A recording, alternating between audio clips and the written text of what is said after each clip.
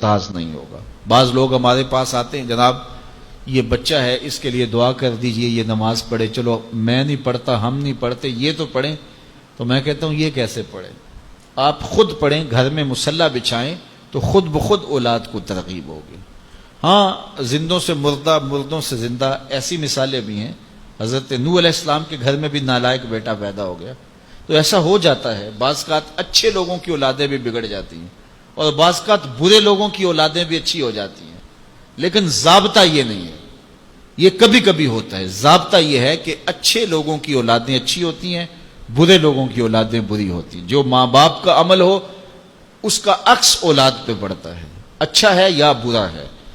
اس لیے ماں باپ کو عملاً اپنے رویے خوبصورت بنانا چاہیے تاکہ وہ منعکس ہوں اولاد میں۔ تو اسی طرح ہمارے خطباء جو منبر و محراب کے وارث ہیں، انہیں زیادہ اس بات پہ توجہ دینے کی بجائے کہ میں گفتگو کو مرتب کروں، دلائل سے مزین کروں، کس موقع پہ شعر پڑھنا ہے، کس موقع پہ نہیں پڑھنا ہے، کہاں آواز کو اونچے لے جانا ہے، کہاں آواز کو مدھم رکھنا ہے، کہاں نعرہ لگوانا ہے، کہاں نہیں لگوانا، کہاں ہاتھ کھڑے کروانے، کہاں نہیں کھڑے کروانے، اس بات کو چھوڑے، ساری توجہ وہ اپنے کردار پہ دے۔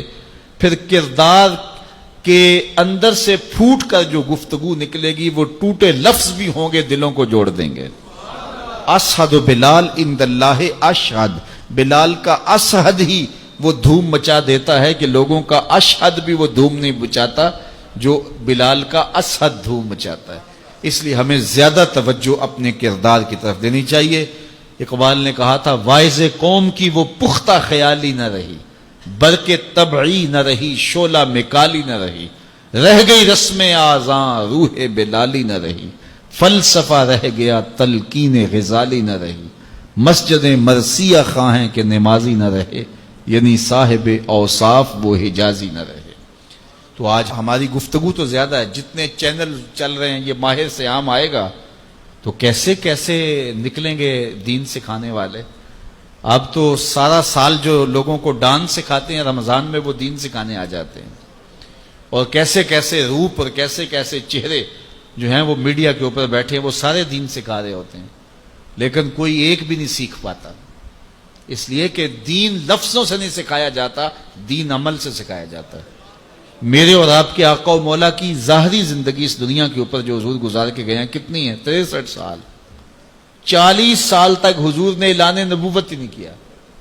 یار کسی کی ذمہ داری ہے پوری دنیا کے اوپر اسلام غالب کرنا، حضور کا یہی کام تھا نا، پوری دنیا کے اوپر اسلام کو غالب کرنے کے لیے آئے تھے، اور تیزی کے ساتھ وقت گزر رہا ہے۔ 40 سال گزر گئے، ابھی تک دعوت دین ہی نہیں دی، اعلان ہی نہیں کیا۔ کہا محبوب 40 سال تک تیرے کردار کا سحر ان کے سینوں میں، ان کی روحوں میں اتر جائے، پھر آپ بولیں گے تو پھر کردار کی چمک اور روشنی اتنی ہوگی تیری بات کا انکار نہیں کر سکیں گے۔ تو 40 سال تک حضور کے کردار کی چمک لوگوں کو جو ہے وہ اپنی طرف بلاتی رہی، اور پھر 40 سال کے بعد حضور نے جو ہے وہ کوہ صفا پہ سب کو بلایا اور بلا کے کہا، لوگوں اگر میں کہوں کہ اس پہاڑ کی دوسری جانب سے ایک لشکر آ رہا ہے جو تمہیں کچل کے رکھ دے گا تو میری بات مان لو گے؟ انہوں نے کہا نظر نہ بھی آیا تو کہیں گے ہم اندھے ہیں تم سچے ہو۔ تو کہا میری سچائی پہ اتنا یقین ہے تو پھر مان لو اللہ ایک ہے۔ تو یہ کردار تھا جس نے لوگوں کو ماننے پہ مجبور کر دیا۔